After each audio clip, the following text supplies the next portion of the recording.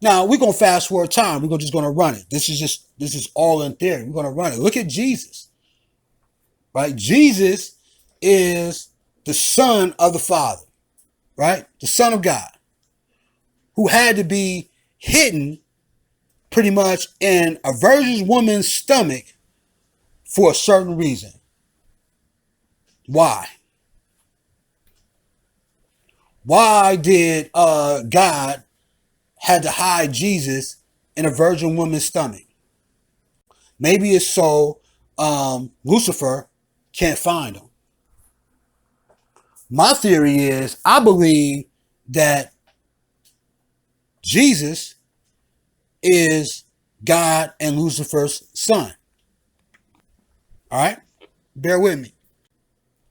Now, when we look at the story of Jesus and Lucifer's interaction with each other, right? What is Lucifer telling Jesus, really, pretty much? Lucifer is like saying, like, hey, you cannot die for all these people. Join me, type of thing. Like, the burden of sin is too high, man. Don't lose your life for these humans. Why is Lucifer telling Jesus not to lose his life?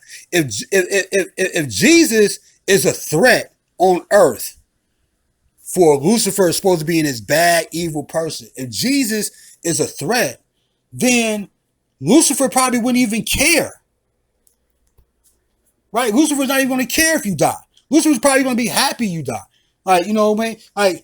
Like probably encourage you, like, yeah, you could die for them. Go ahead, get on the cross, listen to God, and die. You know what I'm saying? But Lucifer is trying to save Jesus from dying. Why? Why in those conversations is Lucifer trying to convince Jesus not to do what God is having them do? Right?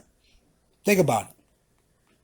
Because if Jesus leaves the earth, that means Satan, Lucifer, can do all the shit according to what we believe in now, before this theory is up now,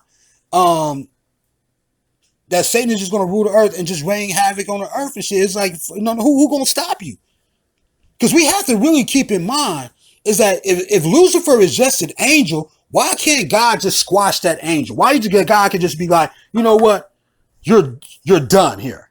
Banish the angel from somewhere else. Do something else. But why does God leave Lucifer on earth? The most beautiful thing God created besides human beings, he lets Lucifer live here. That is crazy to me. It just reminds me of a dude now who is building something for his woman, and they, you know, they decorating the house right. They like saying, like, okay, we're gonna put the couches there. We're gonna put the frame pictures over there. We're gonna put the TV over there. It's like interior decorating. Like the earth is like a house, and you putting all this stuff in there, and you creating shit, putting all this stuff up in there. And then at some point, things will go bad in the relationship where God kicks the woman out the house. Right? He kicks the woman out the house. But then God is saying, like, hey, I'm going to get another house. You can have this house that we created together. Ain't that what happens right now with divorces and stuff in people's lives? You know what I mean? You build a home with somebody. Things don't go right. What does the man do? The man has to leave the house. The woman gets the house. That's why Lucifer was able to get earth. And God got heaven. So there's heaven and there's earth. Right? Because I'm thinking if Lucifer is that bad of a person, like, I don't understand why God just can't destroy an angel, a disobedient angel. You're just not an angel. You're not even on God's level. You're an angel. But if you're not an angel and you're also a female God, which completes man and woman, both the man and the woman, then God can't destroy you like that. It's probably not going to be right. It's going to create an imbalance. So Lucifer inherits earth. But let's go back to Jesus now. What makes Lucifer feel like I can get Jesus to do what I want him to do? Like, you know what I'm saying? Like this is like Jesus is the son of the Father, right? That's like royalty, right? That's like another God, right? That's the offspring of God, right? What makes Lucifer think that, hey, I'm powerful enough to even attempt to even try to make Jesus change his mind? If you're attempting to do something, right? If you make the attempt and effort to do something, you really feel like you have the ability to accomplish your goal. Lucifer somehow felt like she had the ability to conquer the goal. She had the ability, if she kept talking to Jesus long enough, she felt like I can turn him to my side.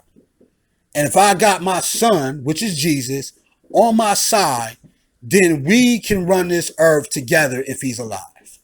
Think about that. Just think about it. Because Satan was trying to stop Jesus from dying. It's all in that Bible. And you had conversations between Jesus and Satan all through that Bible too. And I always think, like, why is Jesus even talking to a snake-like creature and shit? Why is Jesus even talking to a bad person that he know is bad? Why is these conversations happening? Why isn't Jesus just like saying like, hey, man, look, I'm going to listen to my Father. Man, we ain't got nothing to talk about. Stop harassing me. Stop talking to me. And just don't pay Satan no mind. Don't pay Lucifer no mind. And I feel like the reason why he can't do that is because Lucifer is his mother and he knows it. And what Lucifer is doing is really trying to tell Jesus, don't do that shit. But Jesus is trying to be obedient to his Father and saying, like, look here, Ma, I got to do this. This is what I got to do. This is my reasons for doing it. Blah, blah, blah. Stop trying to tempt me to do something else. I need to go ahead and do this. That's what the conversations sound like to me. I still don't understand. Like, unless that's Jesus' mother, I don't understand why Jesus is even taking the time to even be talking. And Jesus cannot even get rid of Lucifer. And God cannot stop Lucifer from talking to Jesus. Have you ever thought about that? Because God can't stop Lucifer from talking to Jesus because God knows that that's Jesus' mother. Because there are two gods. It's Lucifer, and there's the God that people call Allah, or they have all these other names, or we just call God or whatever, that person. It's two of them. Right? And I'm gonna address that a little bit later. Now, let's get back to Jesus. Now, with Jesus, what happens with Jesus now? What happens with Jesus is that he gets captured and everything like that. And people betray him and all that type of shit. And Lucifer is watching it happen. And Lucifer is still talking to Jesus like, hey, don't go through with this shit. And that's when Jesus like picked up the cross himself, marched up there, didn't stop them people from killing them, and all that type of stuff. And Satan is there watching all that shit happening, but Satan can't do nothing to save Jesus' life. Lucifer cannot do nothing to save Jesus' life. Lucifer is watching that shit happen. Right? And then before Jesus dies, what is like the last things that come out of his mouth? He says something like, Father, why have you thou forsaken me, or something like that. I may not got the right word, but he actually questioned God when he's about to die. And then he died. And at the point that he died, that's when Lucifer commenced to start destroying the world. Out of some retribution, out of some revenge, out of something like that. And I got to go deeper into it.